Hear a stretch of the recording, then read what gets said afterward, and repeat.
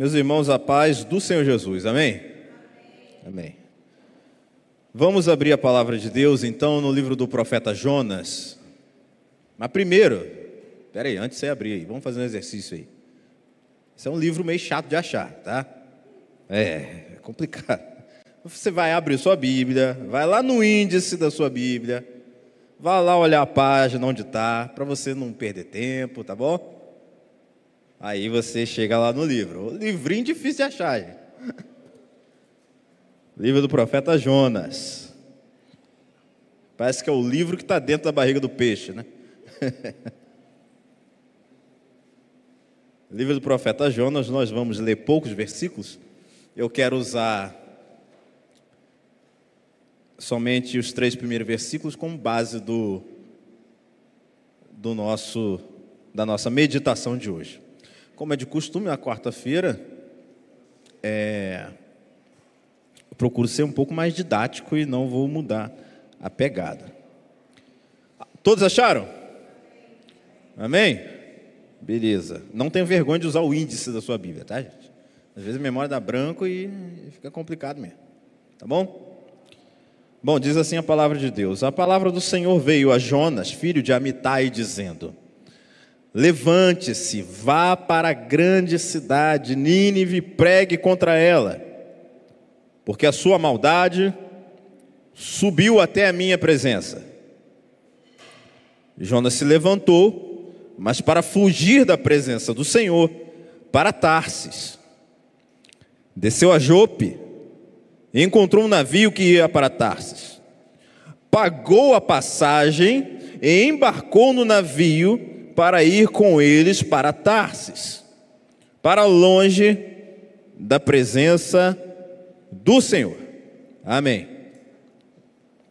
Meus irmãos, nós vamos tratar de um tema hoje muito importante, você pode se sentar, que é um homem em rota de colisão contra Deus.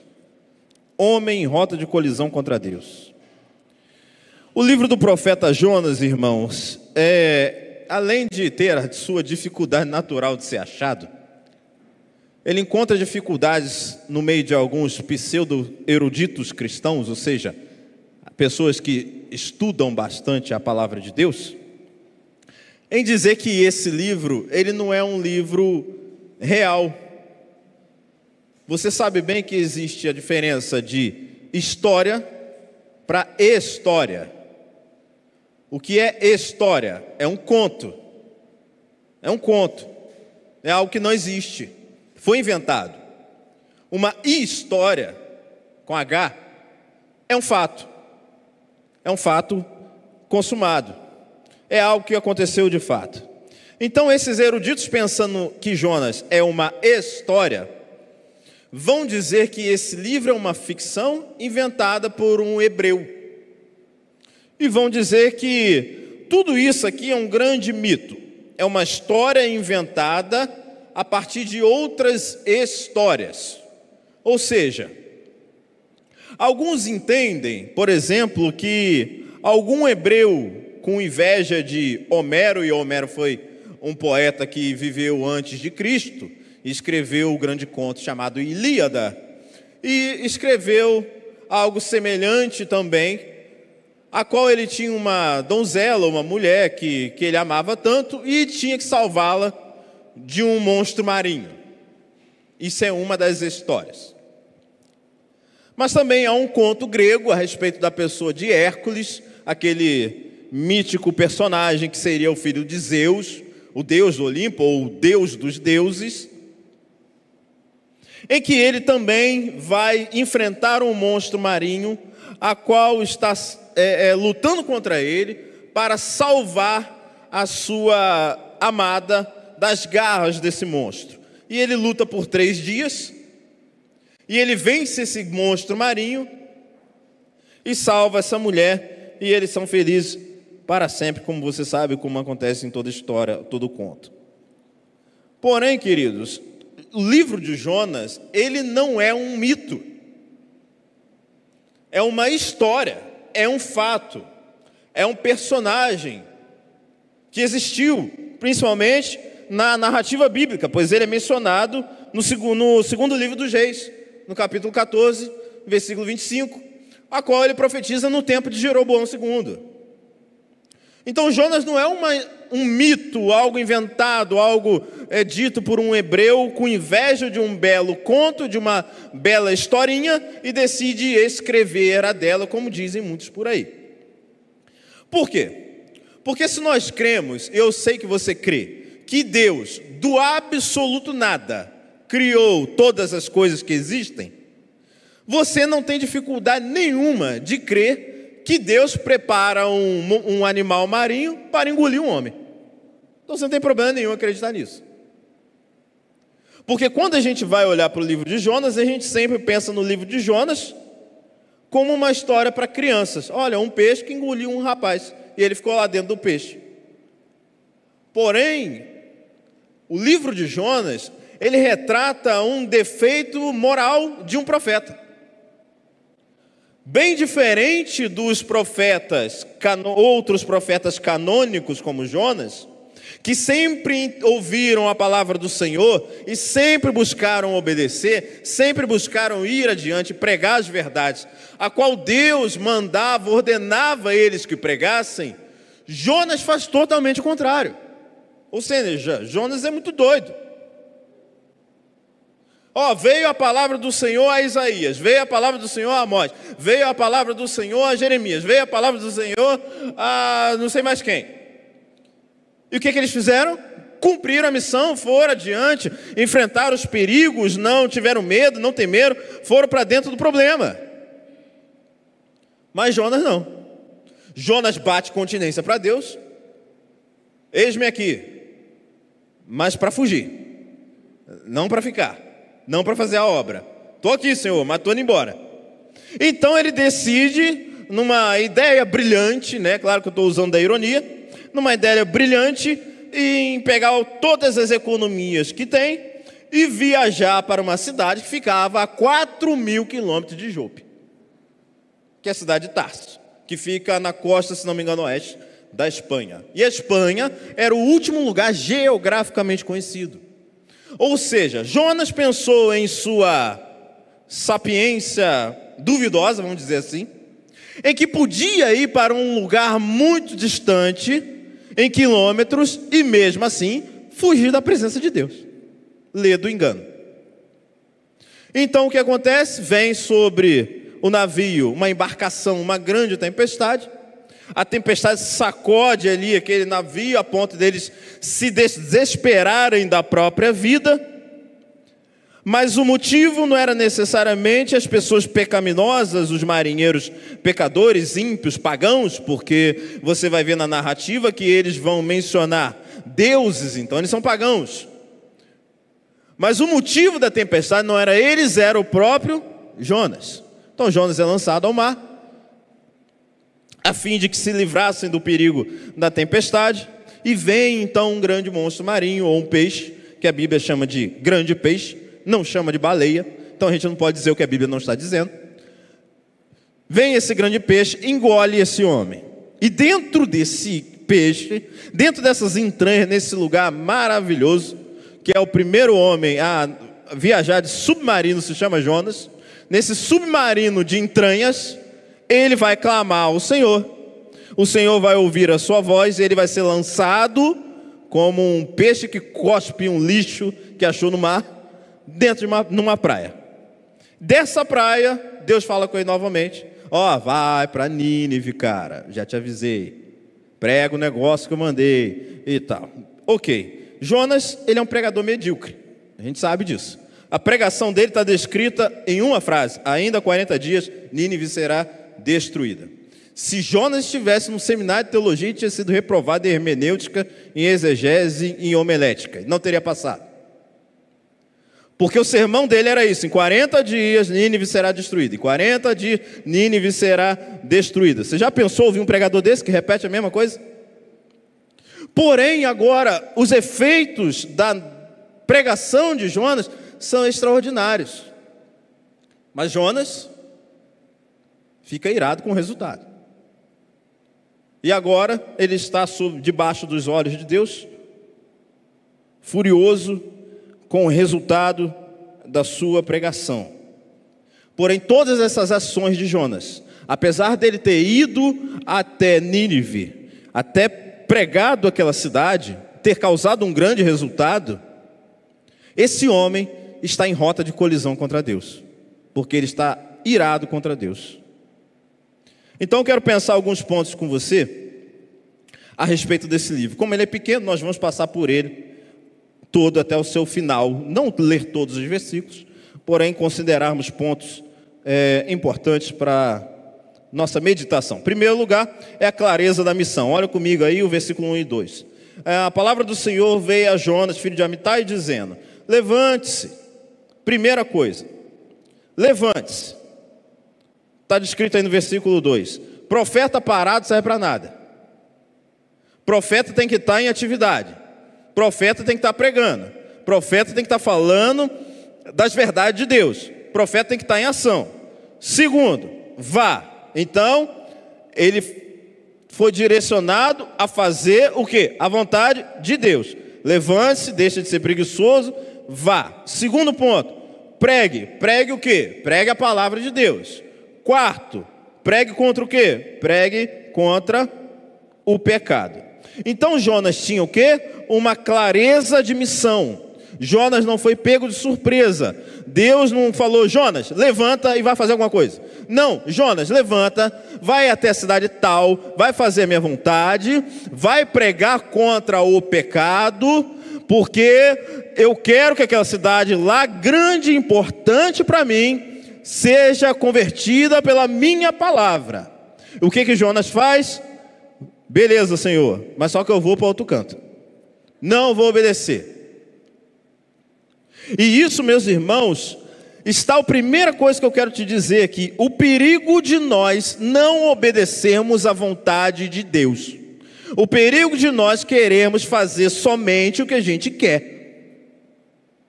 Nós estamos acostumados a ouvir a voz de Deus através do pregador, quarta, domingo, quarta, domingo, quarta, domingo, quarta, domingo, dando exercícios práticos para que nós possamos ter uma vida espiritual, para que nós possamos ter uma vida prática, uma fé robusta diante de Deus. E o que nós fazemos? Vamos sempre para o outro lado.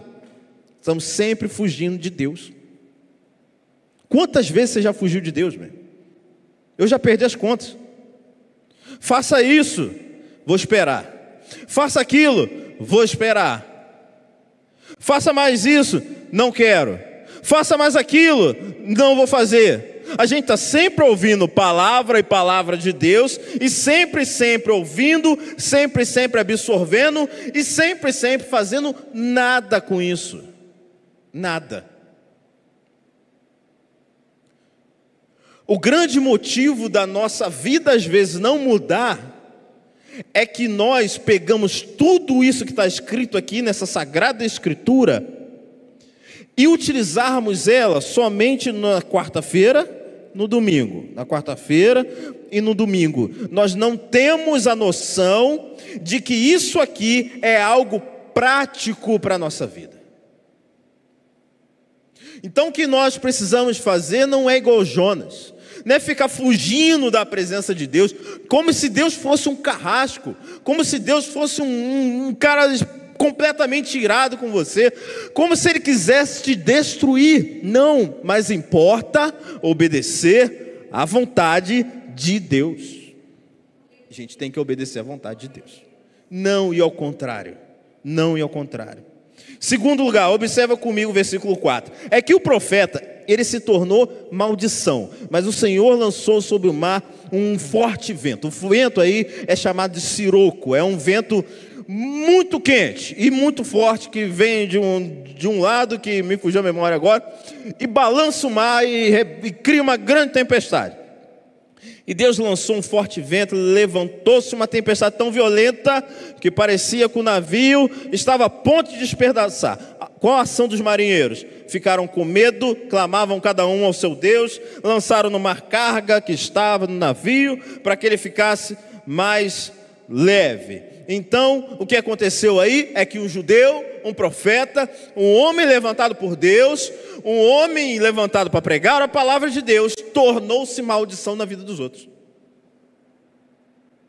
É aí que está o perigo, o segundo perigo de não obedecer à vontade de Deus. É que você torna-se maldição na vida dos outros.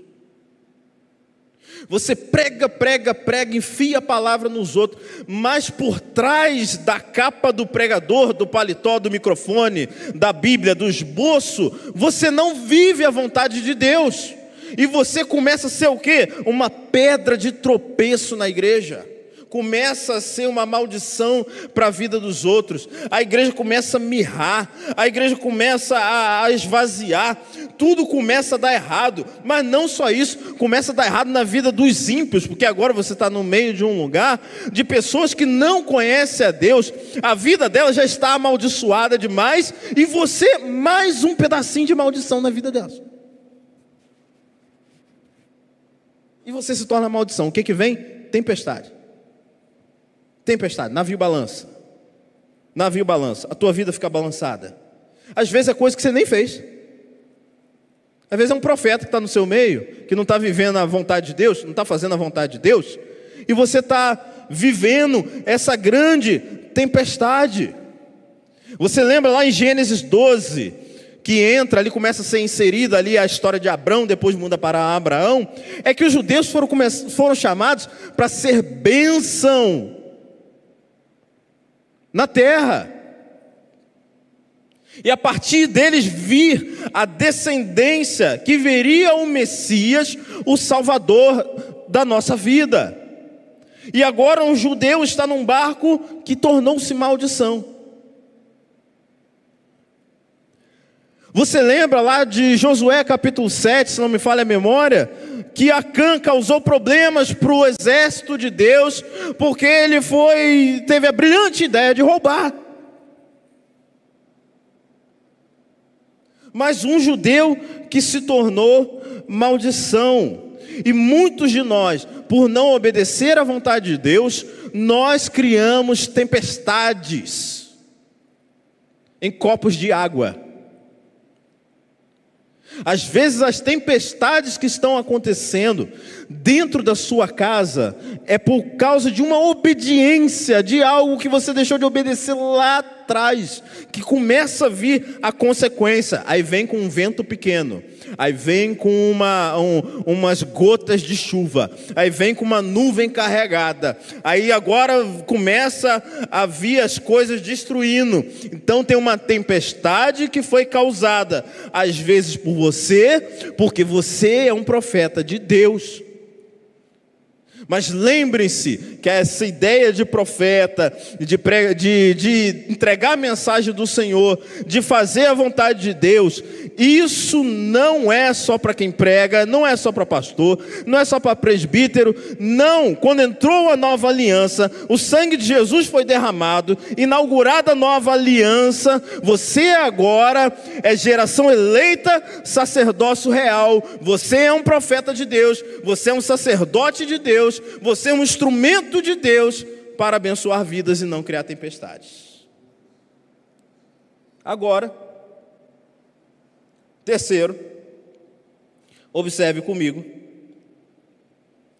que no versículo 6, o profeta está vivendo o quê? Um sono espiritual. O capitão do navio se aproximou de Jonas e lhe disse: o que está acontecendo com você? E eu gosto dessa tradução aqui, que é uma maravilha. Agarrado no sono. Agarrado no sono? Levante-se, invoque seu Deus. Talvez assim, esse Deus. Note que Deus está em D minúsculo, então está falando de qualquer Deus.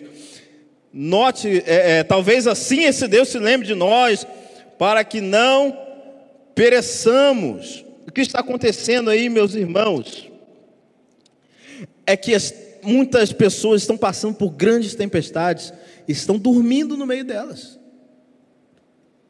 Dormindo. O mundo está acabando, a casa está caindo, como dizem por aí, o pau está quebrando. E a pessoa está lá agarrada no sono. Mas que sono é esse aqui? É um sono espiritual. Porque Jonas não foi chamado para dormir, ele foi chamado para pregar. E Jonas perdeu a grande oportunidade de ser um missionário em alto mar, porque ele foi dormir. O que isso quer dizer para nós, meus irmãos, é que nós não podemos ficar vivendo um sono profundo, enquanto o mundo está se acabando em si mesmo, enquanto nós não fazemos nada, enquanto a pedofilia aumenta, o abuso aumenta, a inadimplência aumenta, a criminalidade aumenta, e nós estamos cercados dentro de um navio que se chama igreja, num sono espiritual, crente que estamos acordados, estamos dormindo. Profeta de Deus não foi chamado para dormir, profeta de Deus foi chamado para pregar a verdade de Deus. Então, se você, meu irmão, minha irmã querida, está vivendo um sono espiritual, o marinheiro desse texto vai te dar uma direção: invoque o seu Deus, e Ele vai parar essa tempestade. Louvado seja Deus.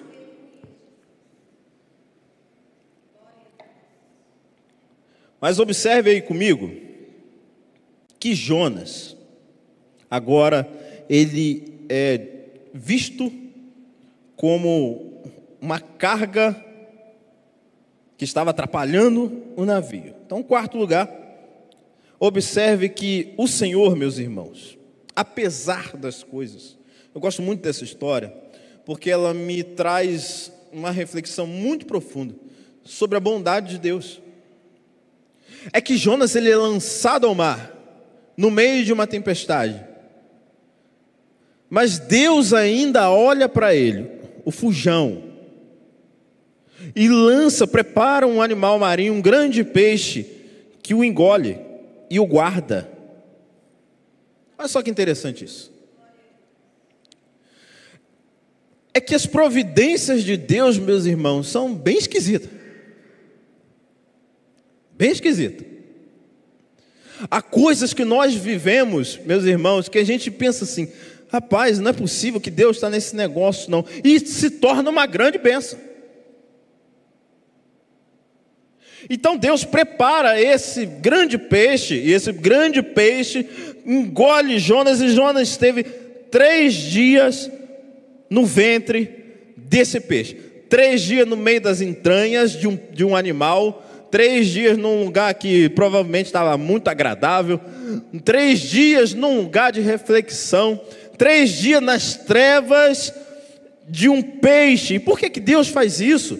Por que Deus usa providências tão profundas, tão terríveis aos nossos olhos, para nos resgatar? É porque se Deus lhe deu uma missão, Ele confia em você, Ele guarda você, Ele resgata você, nem que Ele tenha que te colocar no fundo das trevas, isolado de todo mundo, mas Ele não vai desistir de cumprir o propósito que Ele determinou para a sua vida.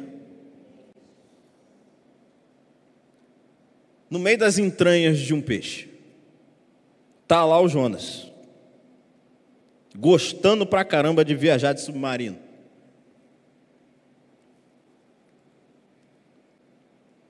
E então, o que acontece? É que o ventre do peixe, isso é magnífico. Olha comigo o versículo 9. Com a voz do agradecimento, eu te oferecerei sacrifício, o que prometi cumprirei. Ao Senhor pertence a salvação. Que Jonas, esse pregador tão doido, está nos ensinando? É que, meus irmãos, nas trevas mais profundas da nossa alma, nós podemos erguer um altar para o Senhor, nós podemos clamar ao Senhor, nós podemos fazer dessas trevas, dessa obscuridade que nós estamos vivendo, desse momento difícil, um altar de clamor ao Senhor. E pode ter certeza que no versículo 10 está dizendo aí que o Senhor falou ao peixe, este vomitou Jonas na terra. O que isso quer dizer? É que isso é o resultado de um clamor de uma pessoa que está passando uma situação terrível. E se você está passando uma situação terrível nessa noite, ou nessa semana, ou nesse mês, clame dessas trevas que você está, que o Senhor lhe ouvirá. Deus lhe ouvirá, pode ter certeza disso. Nós não podemos perder a oportunidade, meus irmãos, de fazer um altar ao Senhor onde estivermos. O seu carro tem que ser um altar de adoração ao Senhor. No seu trabalho tem que ser um lugar de adoração ao Senhor. Lá na escola de música, é igual um pastor meu falava: rapaz, isso aqui é uma igreja disfarçada. Ele falava lá do seminário dele que ele tem lá. Isso aqui é uma igreja disfarçada. Lá na escola de música, Gilberto, tem que ser um altar ao Senhor. Lá na costuraria tem que ser um altar ao Senhor. Lá na loja tem que ser um altar ao Senhor. Em todo lugar que nós podemos ter oportunidade, nós temos que erguer um altar ao Senhor e clamar e levantar a nossa voz. Mas olha então, meus irmãos, que acontece o fato de que o peixe lança agora o Jonas na terra. E a gente sabe que as areias dessas regiões eram pedregosas e grossas, né? Ele deve ter caído ali, se ralado todo. Ou seja, vai fazer o que eu estou falando, ralado, machucado, quer nem saber. Então, aqui a transição do que vai acontecer até o capítulo 4. É que Jonas, ele é o pregador bem-sucedido. Ele é um pregador bem-sucedido. Presta atenção, é que Jonas orou aqui. Deus ouviu o clamor dele, é claro. Mas note que Jonas só foi orar depois do peixe ter engolido ele. Depois da tempestade. No meio da tempestade, ele estava dormindo. Antes do peixe, ele estava lá esperando ser jogado. Agora você imagina o Jonas sendo jogado, com aquele corpo mole assim, ó. Vai, me joga aí. Se não quiser também, pode me deixar aqui também. Corpo mole lá, esperando ser jogado. O que aconteceu? Vem um peixe, engole ele. Está no meio das trevas. Agora, no meio das trevas, ele clama ao Senhor. Mas só no meio das trevas. O que isso ensina para nós, meus irmãos? A gente não pode esperar Deus jogar a gente no fundo do poço para chamar a presença dele, não. Esperando, quer saber? Então vou mandar alguma coisa para você. É assim mesmo. Deus faz isso, meus irmãos. A gente tem que trabalhar na nossa mente, a nossa fé, com a ideia de que Deus proporciona situações difíceis para nós. Proporciona. Não foi assim lá em Piarote, quando o povo estava fugindo do exército do Egito? Jogaram lá, Deus direcionou o povo para um lugar a qual eles ficavam enclausurados assim, tinham várias torres de vigilância egípcia, eles estavam cercados pelo inimigo. Mas foi no meio desse cerco do inimigo que Deus promoveu o grande milagre da travessia do mar. Então Deus se preparou para você. Uma situação adversa, um perigo terrível, pode ter certeza que Deus está preparando um grande livramento. Um grande livramento. Mas nós não podemos esperar acontecer como aconteceu com Jonas, gente. Ficar dormindo no ponto, esperando Deus mandar a tempestade para que a gente acorde. Nós não podemos ficar dormindo espiritualmente dentro desse aspecto. Ficar esperando o que vai acontecer. Será que vai acontecer alguma coisa ruim? Rapaz, eu abro aqui uma nota de rodapé, né, para falar de uma coisa que eu lembrei agora. Que numa igreja aí, eu não vou falar o nome, tinha umas pessoas que ficavam dizendo assim, ó, Deus me revelou que uma grande tragédia vai acontecer. Ó, fica esperto, hein? Ó, o negócio vai acontecer, hein? Ó, vai acontecer. Aconteceu nada. Aconteceu nada. A fé não está condicionada, meus irmãos, àquilo que você quer fazer. É aquilo que você espera que Deus vai fazer. Então você não pode dizer que vai acontecer alguma coisa se Deus não disse. Então é conversa fiada. Então não aconteceu nada. E as pessoas ficaram o quê na igreja? Ficaram tudo com medo. O que vai acontecer? O que vai acontecer? Elas não sabiam, nem a pessoa que disse sabia também. Estava querendo criar caso. Por que essas pessoas caíram nisso? Vivendo um sono espiritual. Porque se lessem Bíblia, se orassem, não ia cair na lábia dos outros. Porém, agora começa a pregação. O grande pregador. Jonas é o grande pregador da Bíblia. Ele é o grande pregador da Bíblia. Se Pedro pegou por horas para converter 3.000 pessoas, azar dele. Jonas pregou uma frase e converteu uma cidade. Então ele agora é bem sucedido. E o que diz o versículo 1 e 2 do capítulo 3? É que primeiro, grave isso na sua cabeça, Deus é o Deus da segunda chance.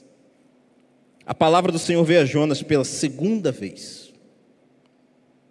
Levante-se, vá à grande cidade de Nínive e pregue contra ela a mensagem que eu lhe darei. Deus é o Deus da segunda chance. Deus podia ter olhado para esse profeta, dito assim: meu irmão, quer saber de uma coisa? Tu já está na praia aí? Sai andando, o problema é seu, eu vou arrumar outro profeta.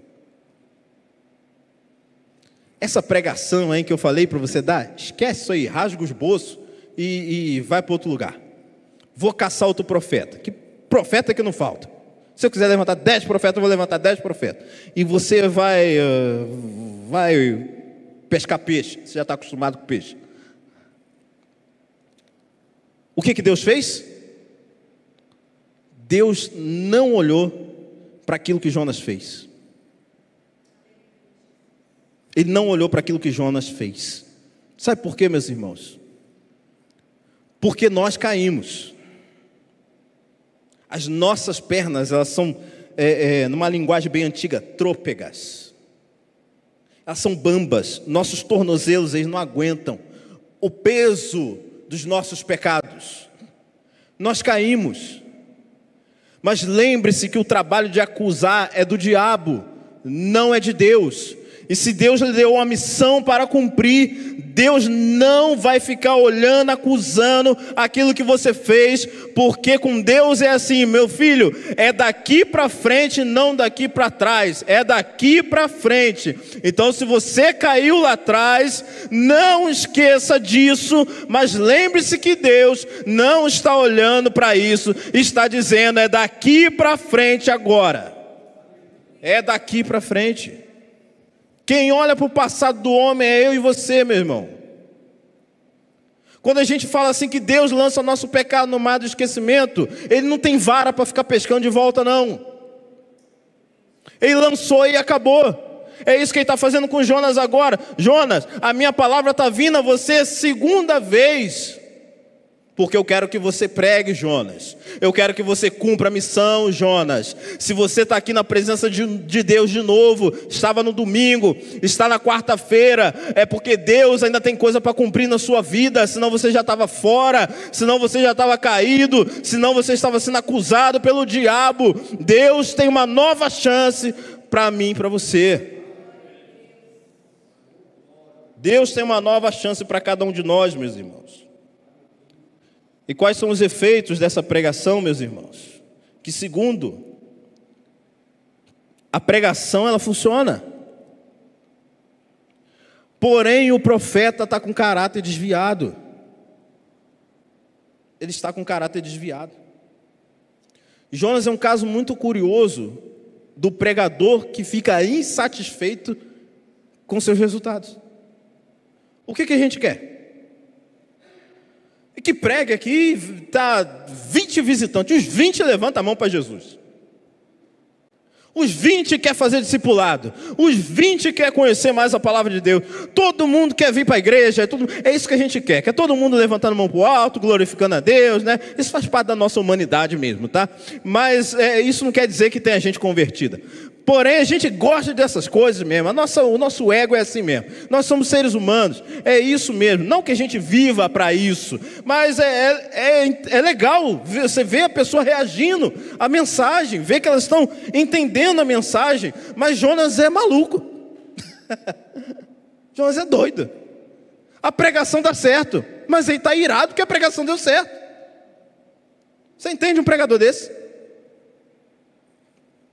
O cara prega uma hora, já pensou? O cara prega 1 hora aqui, ninguém fala nada. Sai daqui igual uma pedra de gelo, escorregando pela escada, rápido para ir embora. Aí Jonas diz uma frase durante 40 dias. Jonas estava nem aí para a pregação. Qual é a palavra, Senhor? O que eu tenho que dizer mais? Não. É isso aí, Deus. Então é isso aí, vamos lá. É isso aí. Nínive vai ser destruída. Resultado, o povo se converte. E Jonas está como? Irado. Por que Jonas está assim? É porque enquanto Jonas estava pensando em juízo, Deus estava pensando em graça. Deus estava pensando em graça. Deus estava pensando em salvação. Deus estava pensando em redenção. E por que Jonas está irado?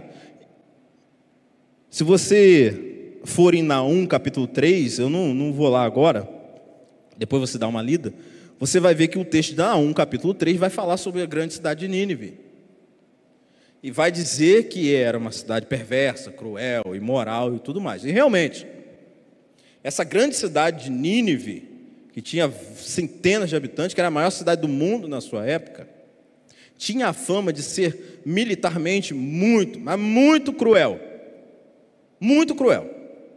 Eles derrotavam os exércitos, cortavam a cabeça dos homens, penduravam espetos, botavam na entrada das cidades para causar medo a quem passasse perto, a quem tentasse invadir. O que Jonas está olhando? Jonas está olhando justamente para isso. Esses aí se converter, esses aí assassinos, esses imorais, esses isso, esses aquilo, esses que não merecem nada, eles merecem juízo, Deus. Mas de fato, o que nós merecemos é juízo. Porém, a mente de Deus, ela é insondável. Enquanto nós estamos pensando em matar gente, enquanto nós estamos pensando em desistir de pessoas, Deus está preocupado em salvar e resgatar essas pessoas. Está preocupado com isso.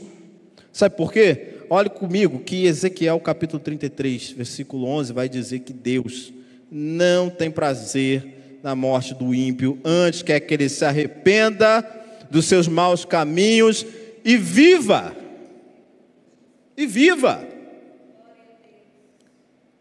E é por entender isso que pessoas vão nos presídios pregar, vão nas ruas falar com os moradores de rua, vão diante dos piores seres dessa terra, dos humanos mais perversos dessa terra, e pregam o evangelho. Sabe por quê? Porque ninguém tem o poder de dizer, esse aí não tem mais jeito, esse aí acabou. Só Deus pode dar a palavra final sobre a sua espiritualidade, só Ele que pode te dar vida nova, só Ele que pode te restaurar, só Ele que pode tirar do fundo do poço, só Deus pode dar vida nova ao pecador. Só Deus pode fazer isso. Uma cidade perversa, cruel, terrível. Esses camaradas aí, é ruim, deixa esse cara para lá, pai. E por que Jonas está irado?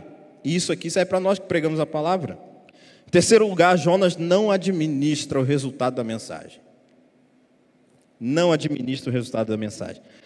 Capítulo 3, do versículo 5 ao 10, não precisamos ler, nós vamos ver o resultado da pregação.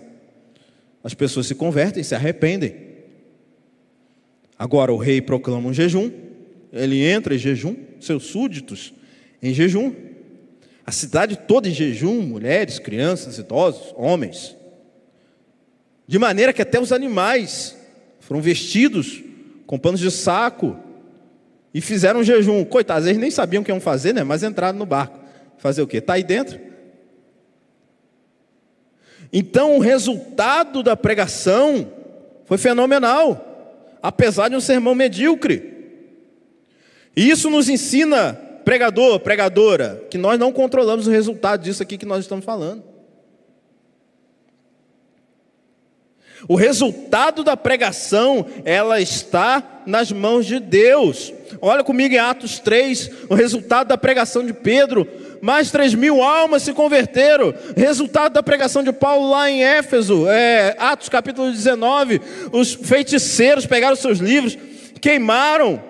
Os ourives pegaram seus objetos de idolatria, destruíram eles. O evangelho chegou ali, mudou aquela região. Olha o resultado da pregação de Jonas: uma cidade inteira é convertida. Sabe por quê? Porque a conversão, a redenção, a mudança de vida, a mudança de caráter, ela não vem por ouvir o que eu estou falando, não. A fé, ela vem pelo ouvir, e ouvir a palavra de Deus. Romanos 10:17.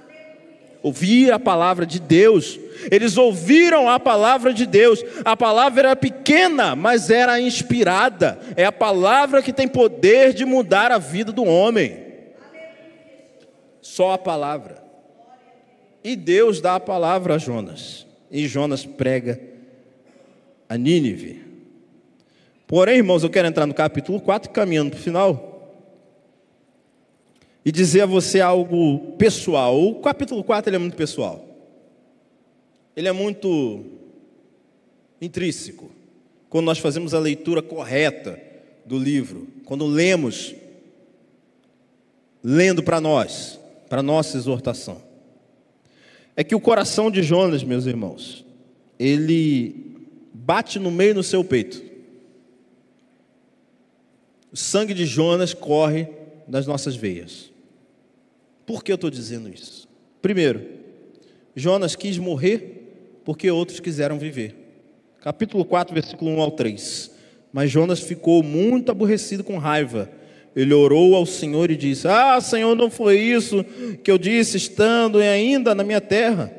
Por isso me adiantei fugindo para Tarsis, pois sabia que tu és Deus bondoso, compassivo, tardio em irar-se e grande em misericórdia, que muda de ideia quanto ao mal que anunciaste. Agora, Senhor, peço que me tires a vida, porque para mim é melhor morrer do que viver. Jonas quer morrer porque os outros querem viver. Nós, às vezes, irmãos, isso é um sentimento que nós temos que pedir a Jesus para tirar do nosso coração. Tem gente que se aborrece por causa da conversão de outros. Existe isso, tá? Essa pessoa que não tinha mais jeito, isso daí. Aí sabe o que a gente fica falando? Ele está aqui um mês já, mas daqui a pouco ele está no boteco, daqui a pouco ele está usando droga de novo, daqui a pouco ele está fazendo isso, daqui a pouco ele está fazendo aquilo. É o mesmo sentimento de Jonas. Esses assassinos, esses caras são os demônios, matadores de gente, impiedosos. Eles não podem se converter não, Senhor. O Senhor redimiu a vida deles, mas eu não aceito isso. Jonas está dizendo para Deus: Deus, você está errado. Ele está em rota de colisão contra Deus. Ele está brigado com Deus. Já vi gente brigado com a esposa, mas com Deus. Jonas está na rota de colisão contra Deus. Por quê? Porque Jonas, ele era exclusivista. Ele entendia que a misericórdia de Deus era só o povo dele. Isso hoje em dia é chamado de xenofobia. Não, a misericórdia é só para nós. Nós temos que entender, meus irmãos, de uma vez por todas, que sabe esse ímpio aí que te enche o saco lá no seu trabalho? Deus ama ele. Sabe essa pessoa, esse cliente que você atende todo dia, que vai lá te perturba. A Michelle tem uma cliente que vai lá 6 horas da tarde, na hora de fechar. Ela fica lá meia hora. Sabe qual a vontade? É de quebrar cada copo na cabeça dela que vem na loja. Mas Deus ama ela. Deus a ama. Jesus a ama. E é por isso que eu e você devemos, meus irmãos, falar de Jesus para os outros. Porque essa misericórdia, ela não está estendida no hall de membros da minha igreja. Ela não está reclusa só à minha denominação. A misericórdia de Deus é para todo aquele que crê e que ouve a palavra de Deus. Então, nós temos que entender que a pregação, o sentimento de Jonas, ele nos apresenta alguns perigos. Primeiro, não corra o risco de pregar para os outros e não para si mesmo. Jonas pregou a mensagem, veio a palavra do Senhor a Jonas. O que Jonas fez? Jogou fora. jogou fora. Jonas, a pregação de Jonas, aliás, o sentimento de Jonas estava na contramão da vontade de Deus. Enquanto ele queria juízo, Deus queria derramar a sua graça. E o que Jonas faz? Vai para um alto de um lugar, leva a sua cadeira de sol, seu boné, seu binóculos, e fica de longe esperando o que vai acontecer com Nínive. Vai vir fogo aí, estou aguardando, não veio fogo. O que veio? Veio misericórdia. Jonas pegou a palavra de Deus, não usufruiu dela para si mesmo. Isso é um alerta para nós que pregamos a palavra de Deus. Você que ama a palavra de Deus, essa palavra que está aqui, ela é tanto para quem ouve quanto para quem fala. Ela é primeiro para quem fala, depois para quem ouve. Ontem eu orava com minha esposa a respeito da pregação, a gente sempre ora, claro, e falava diante da nossa cama, e ela pôde ouvir orando, e eu disse: Senhor, que essa palavra ela transforme a mim primeiro, que essa palavra fale comigo primeiro, que essa palavra chegue ao meu coração, para que eu possa transmitir às pessoas aquilo que o Senhor quer dizer. Nós não podemos pregar para os outros e não para nós mesmos, senão nós vivemos um evangelho falso, uma vida falsa diante de Deus. Segundo perigo, Jonas estava deprimido e cansado de Deus. Jonas é um grande exemplo de alguém que faz a obra de Deus por fazer. Quer saber? Você me tirou do peixe? Você falou para eu ir lá? Então agora eu vou pregar só isso aqui. E é isso que vai acontecer. Se quer acontecer, tá bom. Eu quero que caia fogo, mas meu negócio é esse. Quer que caia fogo do céu, mata aquele povo todinho. Então Jonas está o quê? Cansado. Está cansado de Deus. O perigo de nós entrarmos num piloto automático. Eu vou porque eu sou profeta. Eu vou porque eu tenho que pregar. Eu vou porque eu tenho que estar lá na oração. Eu vou porque eu tenho que estar na escola bíblica. Primeiro, você não tem que estar em lugar nenhum além da vontade de Deus. Você tem que fazer a obra de Deus por amor à obra de Deus. E por amor ao Deus da obra. Porque mais importante que a obra de Deus é o Deus da obra. E as nossas ações têm que glorificar o Deus da obra. Quarto perigo é nós pregarmos e fazer disso somente algo robótico. Aqui fica uma pergunta aos pregadores da igreja: você ama pregar? Então você precisa de dedicação. Você precisa comprar livro. Você precisa fazer curso. Você precisa entrar em curso de oratória. Você precisa entrar em curso de homilética. Você precisa entrar em curso de hermenêutica. Você tem que ler a Bíblia. Se você não gosta de ler e gosta de pregar, alguma coisa está errada com você. Então Deus está dizendo o seguinte: é melhor parar agora. Refaz a rota, vamos começar de novo. Porque a segunda chance está aí. Mas olhe que esses nossos comportamentos, Deus faz uma pergunta para Jonas, que é a pergunta para nós: você acha que é razoável essa sua raiva? Capítulo 4, versículo 4. Você acha que é razoável essa sua raiva? E Deus pergunta para nós: é razoável esse nosso comportamento de Jonas? Será que a gente está certo? Vocês estão certos? É isso que Deus está dizendo para mim e para você. Vocês estão certos?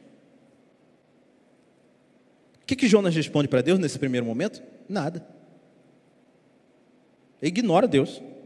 Eu não sei como é que ele conseguiu fazer isso, mas ele ignorou Deus. Deixou para lá. O que o Senhor fez então? Que é o terceiro lugar. Nós devemos tomar cuidado para não amar mais as coisas do que as pessoas. Olha o que Deus faz com ele, versículo 6. Então o Senhor Deus fez crescer uma planta por cima de Jonas, para que fizesse sombra sobre a sua cabeça, a fim de o livrar do seu desconforto. E Jonas ficou muito contente por causa da planta. Agora está feliz, né? Mas no dia seguinte, ao amanhecer, Deus enviou um verme que atacou a planta e ela secou. Quando o sol nasceu, Deus fez soprar um vento leste muito, mas muito quente. O sol bateu na cabeça de Jonas de maneira que ele quase desmaiou. Então pediu para morrer, dizendo: para mim é melhor morrer do que viver. Deus faz a pergunta novamente. Então Deus perguntou a Jonas: você acha que é razoável essa sua raiva por causa da planta? É razoável essa sua raiva por causa da planta? Sabe qual era o problema aqui? Não era Nínive, não. Era o coração de Jonas. Era o coração de Jonas. Jonas estava preocupado com a sombra e a água fresca, com o bem bom, com a coisa boa da parte de Deus, com as coisas, mas não com as pessoas. Conforto, muito bom, mas não com as pessoas. Nós corremos o perigo de ser igual a ele. Quando nós ficamos sempre na igreja pregando, sempre vestidinho, de paletó, de bom microfone e tudo mais, nós corremos o risco de amar tudo isso aqui, mas deixar de amar os outros. Nós corremos o risco de amar mais os instrumentos musicais do que amar a música que vai entrar nos ouvidos e no coração e mudar a vida de alguém. Nós corremos o risco de vir aqui, servir, limpar a igreja como diáconos e limpar a igreja por limpar. Nós corremos o risco de gostar da capa desse paletó bacana aqui e os outros. O negócio é eu pregar aqui e ir para casa. Todo mundo está vendo, é isso que importa. Jonas amava mais as coisas do que as pessoas. Um escritor que eu gosto muito de acompanhar, ele diz o seguinte: que o coração do problema é o problema do coração.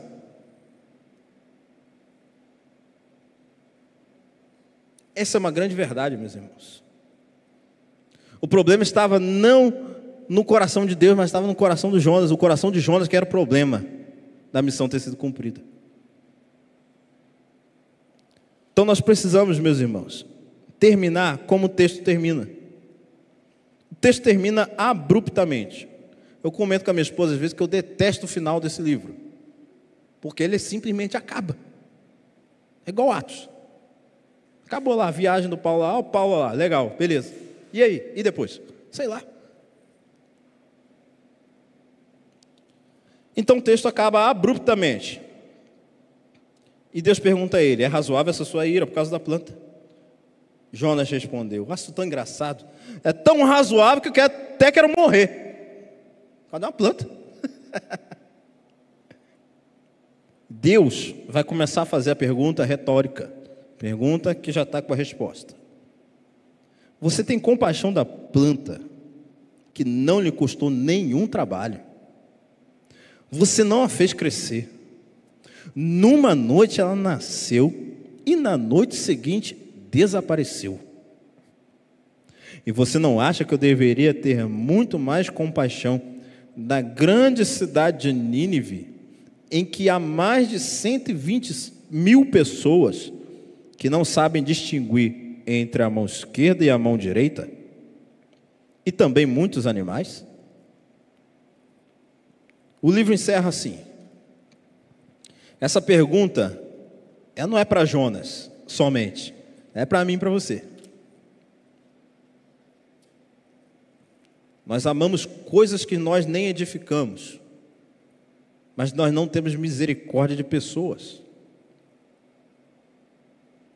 Todas essas ações nos mostram só um caminho: que nós estamos em rota de colisão contra Deus, quando pensamos igual a Jonas, quando vivemos igual a ele. Deus é o Deus da segunda chance, meu irmão. E se o coração de Jonas um dia bateu aí no seu peito, ou se bate ainda, Deus quer mudar isso em você. Deus quer mudar isso em nós. O apóstolo Paulo vai dizer em 1 Coríntios capítulo 11, versículo 1, sede meus imitadores, como eu sou de Cristo. O que Deus quer de nós não é um caráter de Jonas, é o caráter de Jesus, que ama mais as pessoas do que os primeiros lugares na sinagoga. Vamos orar?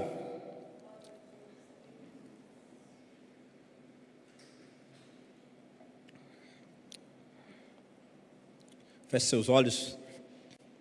que essa mensagem penetre o fundo do seu coração e que cause a mudança necessária, que nós possamos não ter o caráter de Jonas, mas sim ter misericórdia, exercer a misericórdia que foi derramada sobre nós, quando nós estávamos lá, mortos, entregues ao lamaçal do pecado, e o Senhor nos resgatou.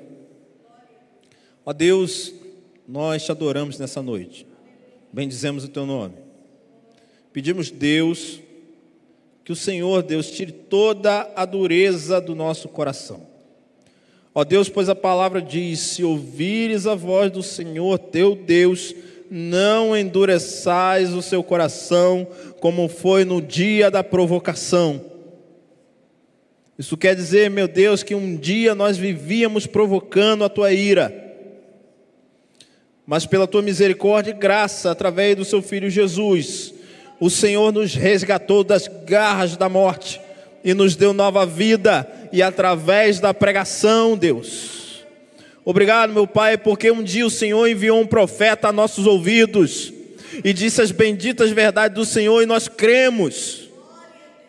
Ó Deus, que mais pregadores se levantem com a tua verdade, somente a tua verdade, que preguem somente a tua verdade, que preguem somente a tua palavra, Deus, e que os corações venham se render no poder do Espírito Santo, Senhor. Ó Deus, limpa de nós todo o pecado, Senhor. Ó Deus, o pecado faz separação entre nós e vós, Deus. Ó Deus, fortaleça os nossos joelhos, para que possamos não cair no nosso caráter, nas nossas ações, e que possamos viver os propósitos que o Senhor determinou na eternidade para nós aqui na terra, meu Deus. Ó Deus, eu te entrego essa mensagem. Ó Deus, eu entrego cada vida aqui em suas mãos. Eu entrego, Pai, todos os corações que um dia bateram igual o coração de Jonas. Ó Deus, mas foram limpos pelo sangue de Jesus. Ó Deus, cura nossa alma ferida, cura nosso coração. Não nos deixe ser assim, Deus. Nós precisamos da sua ajuda, nós precisamos do Senhor. Ó Deus, que o amor de Deus, nosso Pai, a graça do nosso Senhor e Salvador Jesus Cristo e a comunhão do Espírito sejam conosco, desde agora e até a volta do nosso Senhor Jesus. E a igreja diz, amém. Glória a Deus.